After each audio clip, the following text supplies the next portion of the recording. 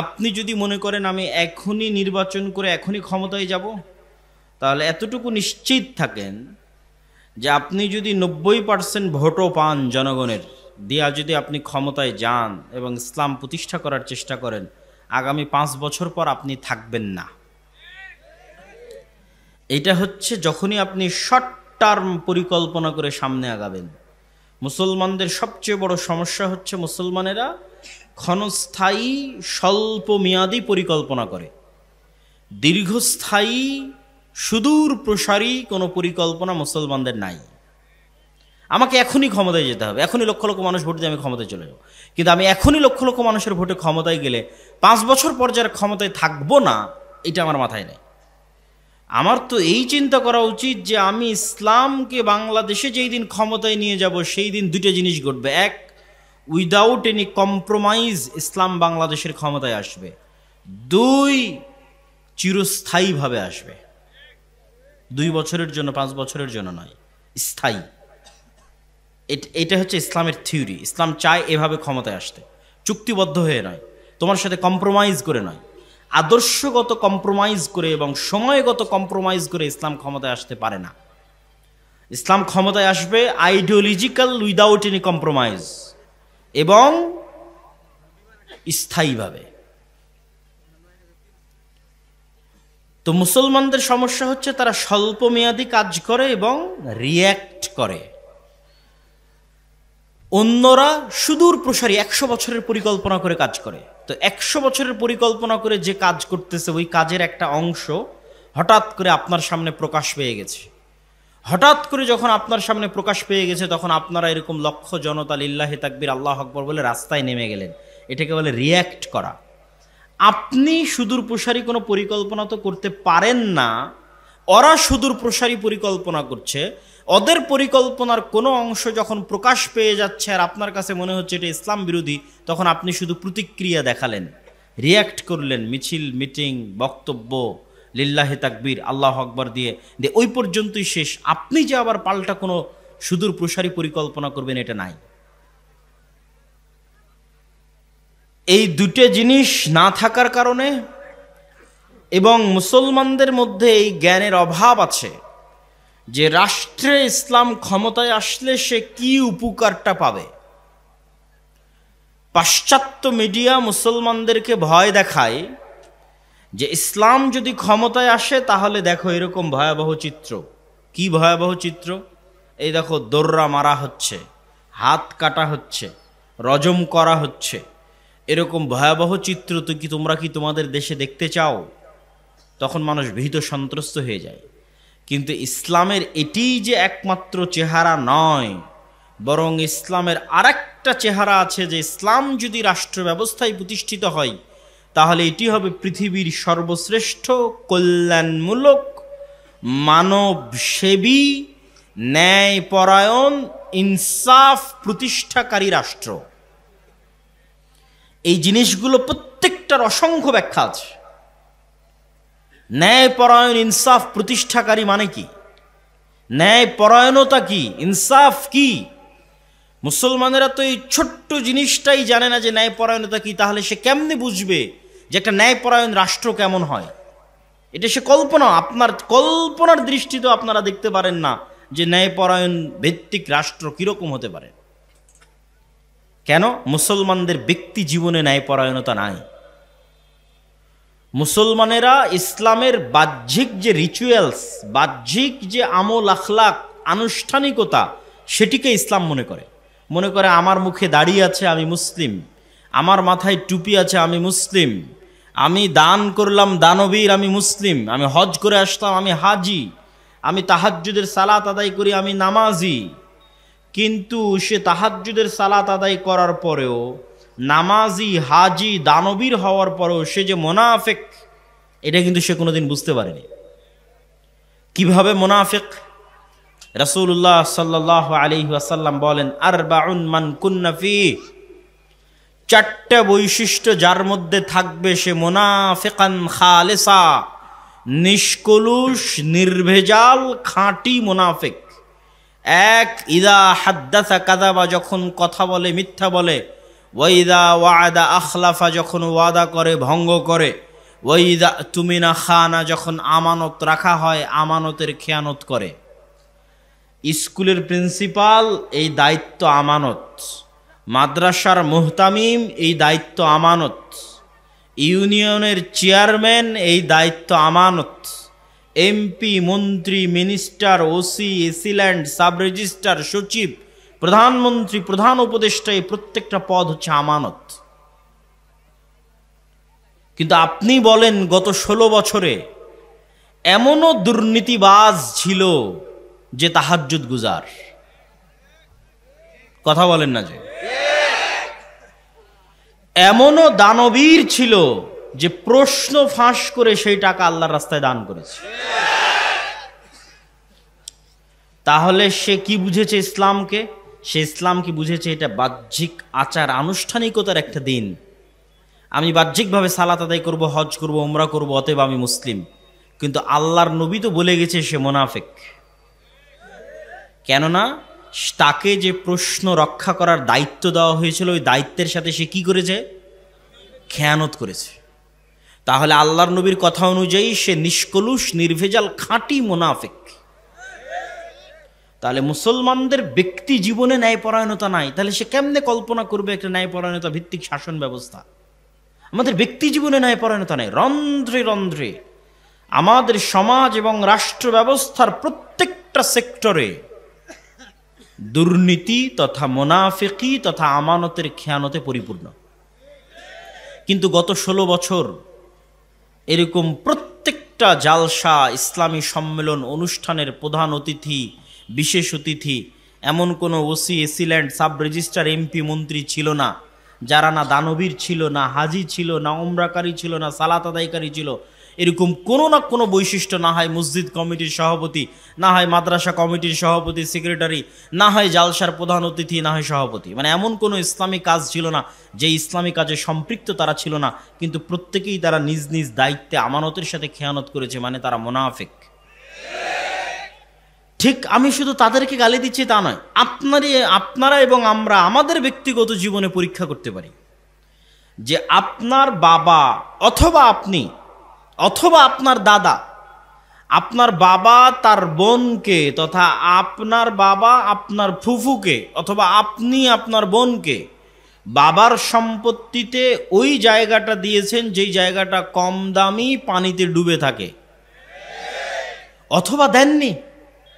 কিন্তু আপনি তাহাজ্জুদ গুজার, আপনি হাজি, আপনি দাড়িওয়ালা, আপনি মাথায় টুপি, মাদ্রাসা মসজিদের কমিটির সভাপতি, সেক্রেটারি, মসজিদে প্রথম কাতারে, কিন্তু আপনি তো মুনাফিক। কেননা আপনি ন্যায়ের সাথে আপনার বোনের মুআমালাটা সমাধান করেননি, আপনার মধ্যে ন্যায় পরায়ণতা নেই, আপনি মুনাফিক। তো আমরা আমাদের ব্যক্তি জীবনেও, আমাদের রাষ্ট্রীয় এবং সামাজিক জীবনের কোনো স্তরে ন্যায়পরায়ণ নই, তাহলে আমি কেমনে বুঝবো যে ইসলামী রাষ্ট্র ব্যবস্থা কেমন হতে পারে? ইসলামী রাষ্ট্র ব্যবস্থা কতটা ন্যায় ভিত্তিক, কতটা সুষম, কতটা ইনসাফ ভিত্তিক হতে পারে? এটা এই ধরনের গণতান্ত্রিক সেকুলারিজম আর লিবারালিজমের বাংলাদেশে আপনি চোখেও দেখতে পাবেন না। ওইটা একমাত্র ইসলামই দিতে পারবে। কিন্তু ওই ইসলাম যদি ক্ষমতায় আনতে হয় তাহলে যেমন আপনাদের এরকম শক্তিশালী প্রতিষ্ঠান লাগবে, ঠিক আমাদের ব্যক্তি জীবনে সততা এবং ন্যায়পরায়ণতা লাগবে। কেননা আপনার মাধ্যমেই তো ইসলাম ক্ষমতায় আসবে। তা আল্লাহ সুবহানাহু ওয়া তাআলা নিজে ন্যায়পরায়ণ, সারা পৃথিবীর সকল ক্ষমতার একচ্ছত্র মালিক তিনি তার দয়ায় আপনাকে ক্ষমতা দিবেন। আর আপনার মধ্যে ন্যায়পরায়ণতা নাই, তাহলে আল্লাহ কেমনে দিবে? কেন আল্লাহ তো ন্যায়ের সাথে পৃথিবী পরিচালনা করে, আল্লাহ তার ক্ষমতা ন্যায়ের সাথে পৃথিবীতে প্রতিষ্ঠিত করে। তাহলে আল্লাহ তাকে কখনোই ক্ষমতা দিতে পারে না যার নিজের মধ্যে ন্যায়পরায়ণতা নাই। আপনি জোর করে ক্ষমতা দখল করে নেবেন সেটা ভিন্ন কথা, আল্লাহ আবার জোর করে ছিনিয়েও নিবে, যেমনটা আল্লাহ ছিনিয়ে নিয়েছে দেখছেন। সিরিয়াতে আল্লাহ সুবহানাহু ওয়া তাআলা ছিনিয়ে নিল 11 দিনে, আপনাদের এখানে নিয়েছে 36 দিনে, সিরিয়াতে নিয়ে নিয়েছে 11 দিনে, আপনাদের চেয়ে তো কম সময়ের মধ্যে। সুতরাং কুলিল্লাহুম্মা মালিকাল মুলকি তুতিল মুলকা মান তাশা, একচ্ছত্র ক্ষমতার মালিকানা কার হাতে? আল্লাহর হাতে। তো আল্লাহ যদি মনে করে তার দয়ায় আল্লাহ তার বাছাইকৃত বান্দাদেরকে ক্ষমতা দিবে, তাহলে অবশ্যই আল্লাহর সেই বাছাইকৃত বান্দাদেরকে আল্লাহর দয়া পাওয়ার উপযুক্ত হতে হবে। আর সেই দয়া পাওয়ার উপযুক্ত হওয়ার 1 নম্বর শর্ত, তাদের ব্যক্তিগত, পারিবারিক, সামাজিক জীবনে ন্যায়পরায়ণতা থাকতে হবে। তাহলে সে নেতা হতে পারবে। ন্যায়পরায়ণ এবং সত্যবাদী হওয়া ছাড়া you can't be a leader. আপনি আল্লাহর দৃষ্টিতে নেতা হতে পারবেন না। আমাদের নবী মুহাম্মদ সাল্লাল্লাহু আলাইহি ওয়াসাল্লাম যদি সত্যবাদী না হতেন, ন্যায়পরায়ণ না হতেন, আবু সুফিয়ান কখনোই আল্লাহর নবীর হাতে ইসলাম গ্রহণ করতো না। 2 নম্বর মানুষের কাছে, দুর্নীতিবাজ মানুষের কাছে, মিথ্যুক মানুষের কাছে কেন আমি ইসলাম গ্রহণ করব? আবু সুফিয়ানও জানে যে মুহাম্মদ সাল্লাল্লাহু আলাইহি ওয়াসাল্লাম একজন সচ্চা, ন্যায়পরায়ণ, একনিষ্ঠ, আমানতদার মানুষ। সে তার দাবিতে সত্যবাদী, এটা আবু সুফিয়ানও জানে। সুতরাং আল্লাহর নবীর মতো ফ্রেশ হৃদয় ছাড়া, মানে সাফ অন্তর, যে অন্তরে কলুষতা নাই, অন্যের প্রতি অন্যায় নাই, মিথ্যা নাই, এরকম সাফ হৃদয় নিয়ে যখন আপনি সালাতে দাঁড়াবেন, হজ করবেন, দান করবেন, ইসলাম প্রতিষ্ঠার জন্য চেষ্টা করবেন, তখন আল্লাহর দয়ায় কিভাবে আল্লাহ আপনাকে ক্ষমতা দিয়ে দিবে আপনি বুঝতেও পারবেন না। আজকে আফগানিস্তানে যারা ক্ষমতায় এসেছে, তাদের ক্ষমতায় আসার সবচেয়ে বড় সিক্রেট হচ্ছে ন্যায়পরায়ণতা। ক্ষমতায় আসার পরের দিনে আমিরুল মুমিনিন বলে দিয়েছে, যতজন যত জায়গায় দায়িত্বশীল আছে তাদের কারো সন্তান সরকারি চাকরি করতে পারবে না। কি ভয়ঙ্কর ন্যায়পরায়ণতা! যে যতজন যত জায়গায় পদাধিকার বলে দায়িত্বশীল আছে, তাদের কারো সন্তান কি করতে পারবে না? সরকারি চাকরি করতে পারবে না। এর নাম ন্যায়পরায়ণতা। তারা নিজেদের মধ্যে ন্যায়পরায়ণতা প্রতিষ্ঠা করেছে, আল্লাহ তাদেরকে ক্ষমতা দিয়েছে। আর আমরা বাঙালি মুসলমানেরা যেহেতু 190 বছর ব্রিটিশদের গোলাম ছিলাম, ফলত আমাদের রক্তের মধ্যে মিথ্যার দুর্নীতি মিশে আছে। এই যতক্ষণ আমরা এই মিথ্যার দুর্নীতি থেকে নিজেকে মুক্ত না করতে পারবো, আপনি বিদেশে যান, আমেরিকায় যান, ইউরোপে যান, বাঙালিরা সেখানে গিয়েও মিথ্যা কথা বলতেছে। সেখানকার সরকার, গভর্নমেন্টের কাছেও অতিরিক্ত ফায়দা, অর্থ ইনকামের জন্য মিথ্যা বলতেছে। তখন লজ্জায় মাথা নিচু হয় যে যেই জাতি খ্রিস্টানের কাছে, ইহুদির কাছে 1 টাকা বেশি পাওয়ার জন্য মিথ্যা বলতে পারে, সে কখনোই স্বাধীন হতে পারে না। তার ভাগ্যে জিল্লতি এবং গোলামি আছে, জিল্লতি এবং গোলামি তাকে বহন করতে হবে। অপমান এবং দাসত্ব আছে, বহন করতে হবে। আপনি স্বাধীন তখন যখন আপনি সত্যবাদী এবং ন্যায়পরায়ণ। বাংলাদেশে গণতন্ত্র কেন কাজ করে না, আর আমেরিকা এবং ইংল্যান্ডে গণতন্ত্র কেন কাজ করে? আমেরিকা এবং ইংল্যান্ডের প্রতিষ্ঠানগুলো শক্তিশালী, আর বাংলাদেশে যেই ক্ষমতায় আসে সে বিচার ব্যবস্থা, পুলিশ, আইন ব্যবস্থা সবগুলোকে নিজের পকেটের মধ্যে ঢুকিয়ে ফেলে। ফলত সবাই মেরুদণ্ড বিক্রি করে দেয় টাকার কাছে, নারীর কাছে। যত ওসি, ডিসি, এসপি, মন্ত্রী, সচিব আছে, কারো মাজা সোজা নয় যে সত্যবাদী হবে, ন্যায়পরায়ণ হবে, এটা না, বিক্রি হয়ে যায়। তাহলে আমরা যতক্ষণ একটা সত্যবাদী, ন্যায়পরায়ণ প্রজন্ম তৈরি করতে না পারবো, যারা টাকার কাছে মাথা নত করবে না, ক্ষমতার চাপের, প্রেশারের কাছে মাথা নত করবে না, এরকম একটা প্রজন্ম তৈরি করলেই তো দেশ পরিবর্তন হয়ে যায়। কিন্তু মুসলমানেরা এই জিনিসটাই তো বুঝেনি যে ইসলাম মানে কি। তারা তো মনে করেছে ইসলাম মানে আমি বাহ্যিকভাবে নামাজ দেখাবো, দাড়ি দেখাবো, দান দেখাবো, এই ধোকার খেলা চলতে থাকবে। কিন্তু এটা যে মুনাফিকি, সেটা আজকে আমি আপনাদের সামনে প্রকাশ করে দিলাম যে এটা হচ্ছে মুনাফিকি। এই মুনাফিকি থেকে আমাদের বেরিয়ে আসতে হবে। সম্মানিত উপস্থিতি, তাহলে আমাদের জন্য করণীয় কি? আমাদের জন্য 2টা করণীয়। যে কারণগুলো তুলে ধরলাম সেগুলো তো তুলে ধরলাম, 2টা করণীয় বলি। 1, নিজের দিনের উপর কট্টর হওয়া ছাড়া আপনি প্রকৃত স্বাধীনতা কখনোই পাবেন না। নিজের দিনের উপর কট্টর হওয়া মানে আপনার পাশের দেশ, এখান থেকে 2 কিলোমিটার 5 কিলোমিটার পরে ভারত। আপনারা সবাই জানেন যে হিন্দুত্ববাদ একটি স্পষ্ট ভ্রান্ত মতবাদ।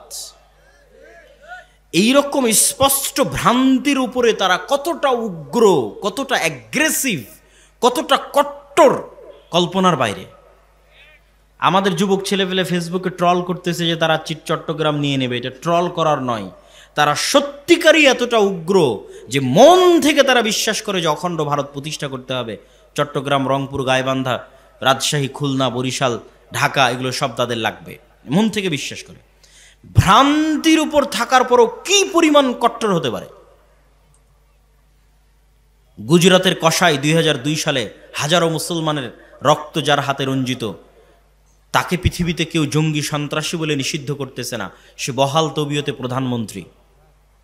আর মুসলমানেরা কোথায় একজনকে গ্রেফতার করেছে, তাই সারাদিন সারা পৃথিবীকে বুঝাতে হচ্ছে আমরা খুব ভালো, আমরা সেকুলার, আমরা সংখ্যালঘুদের গুরু নিরাপত্তা দিই, ডট ডট বলতে বলতে মুখের ফেনা তুলে দিচ্ছে, তাও দুনিয়ার কেউ বিশ্বাস করে না। কেননা তারা বেশি সেকুলার, মুসলমানেরা বেশি সেকুলার। তাদের এক গালে যদি আপনি মারেন, তাহলে এরা আর এক গাল পাতি দিয়ে বলবে এই গালটা তো মেরে নাও। কিন্তু আপনি যান ইসরায়েলে, ইসরায়েল গত 24 ঘন্টায় সিরিয়ার 500টা অস্ত্রাগার গবেষণাগারে হামলা করেছে। ইসরায়েল কাউকে জিজ্ঞেস করেছে যে আমি হামলা করতেছি সিরিয়াতে, আমাকে অনুমতি দাও? আমেরিকাকে জিজ্ঞেস করেনি।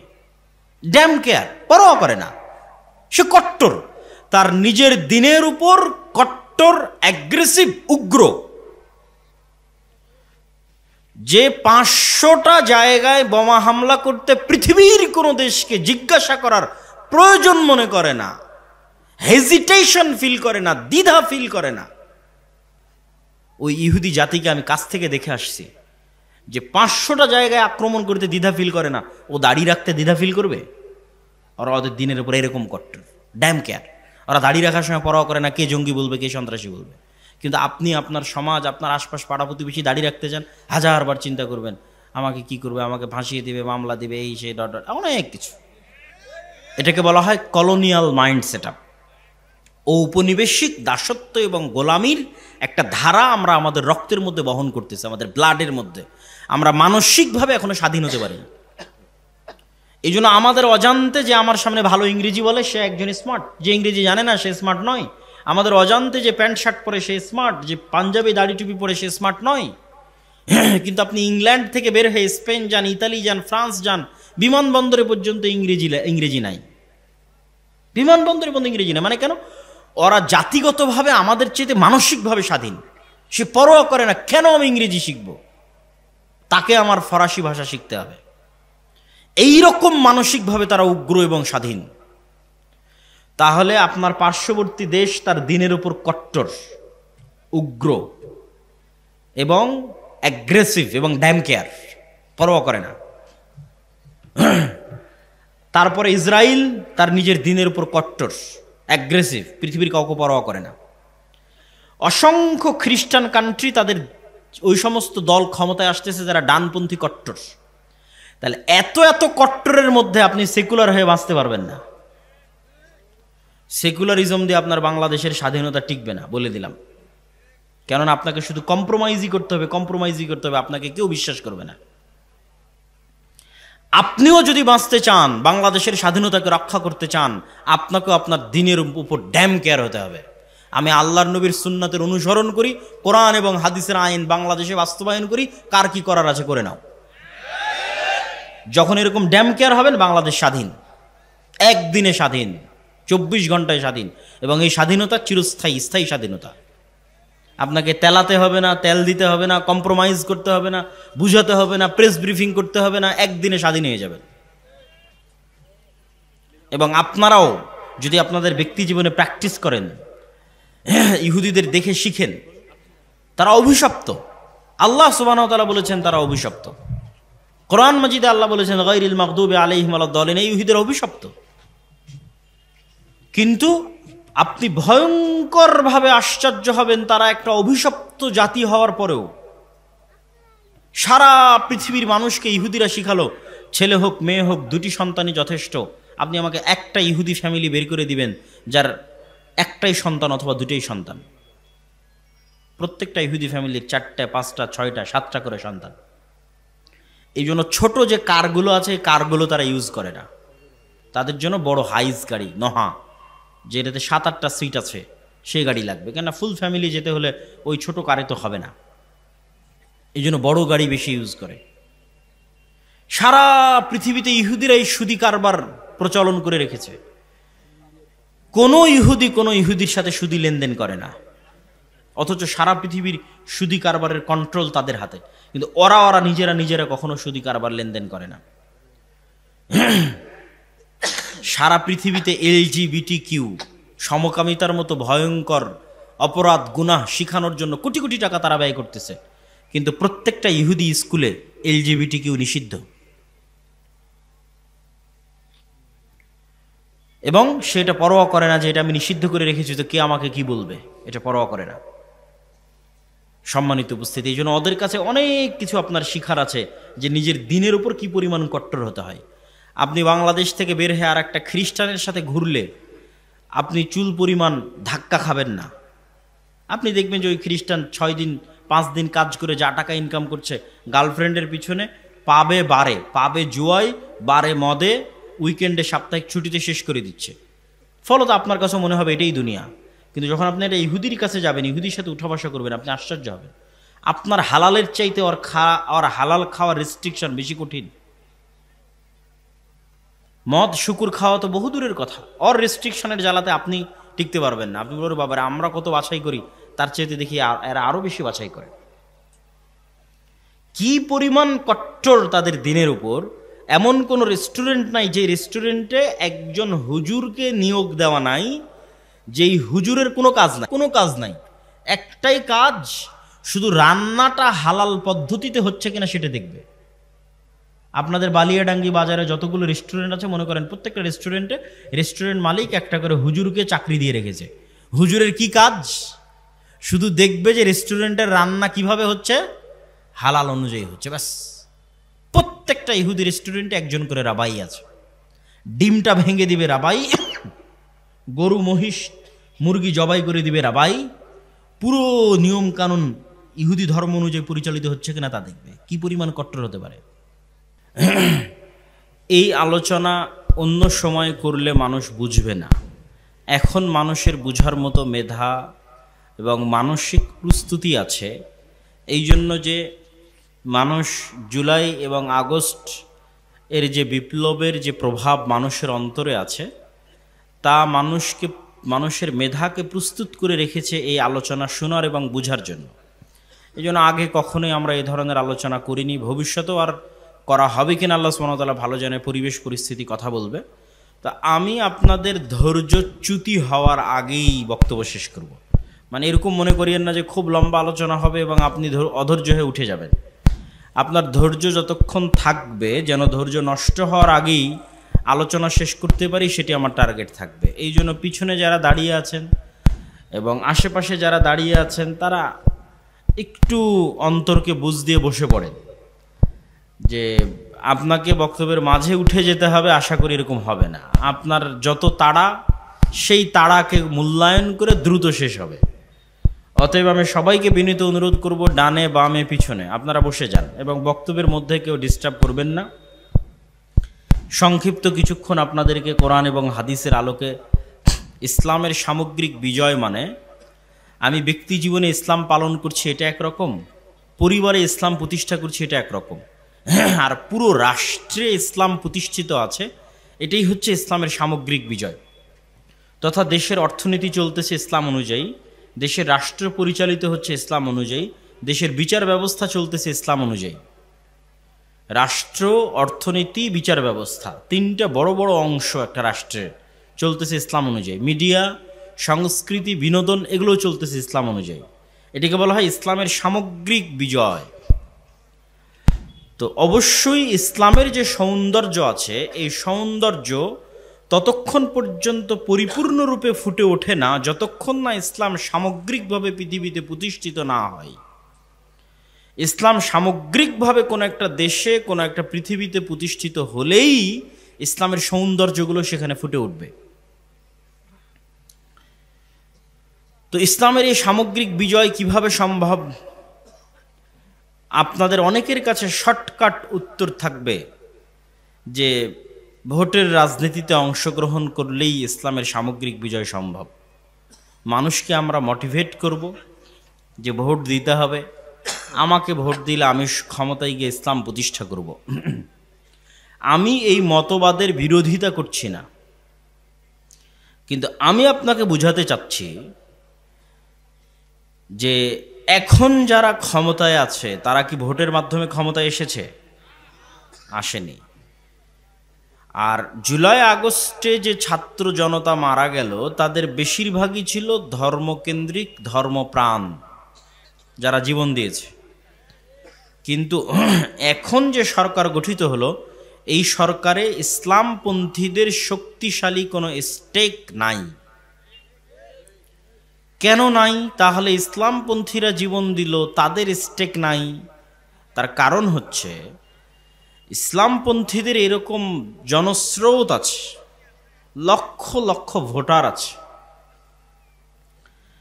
পঙ্গপালের মতো কোটি কোটি জনতা আছে, ভক্ত সমর্থক আছে। কিন্তু ইসলামপন্থীদের প্রতিনিধিত্ব করবে এরকম শক্তিশালী কোনো প্রতিষ্ঠান নাই, ইনস্টিটিউট নাই। সরকার যখন বিদায় নিল তখন অটোমেটিক যেখান থেকে ক্ষমতার শূন্যতা তৈরি হয়, ওই শূন্যতাটা রাষ্ট্রে এক্সিস্ট করে এরকম শক্তিশালী প্রতিষ্ঠানগুলো পূরণ করে। যখন স্বৈরাচার চলে গেছে তখন বাংলাদেশের সবচেয়ে শক্তিশালী প্রতিষ্ঠান বাংলাদেশ সেনাবাহিনী, তারা ওই শূন্যতাটা পূরণ করেছে। এরকম আরও অসংখ্য শক্তিশালী প্রতিষ্ঠান আছে, শক্তিশালী মিডিয়া প্রতিষ্ঠান প্রথম আলো, ডেইলি স্টার, শক্তিশালী অর্থনৈতিক প্রতিষ্ঠান ব্র্যাক, গ্রামীণ ব্যাংক, শক্তিশালী মানবাধিকার প্রতিষ্ঠান অধিকার। যাদের বাংলাদেশে শক্তিশালী প্রতিষ্ঠান ছিল তাদের লক্ষ লক্ষ কোটি কোটি পঙ্গপাল স্রোতের মতো ভোটার না থাকলেও রাষ্ট্রে যখন ক্ষমতার শূন্যতা তৈরি হয়েছে তখন ক্ষমতার শূন্যতা তারা পূরণ করেছে।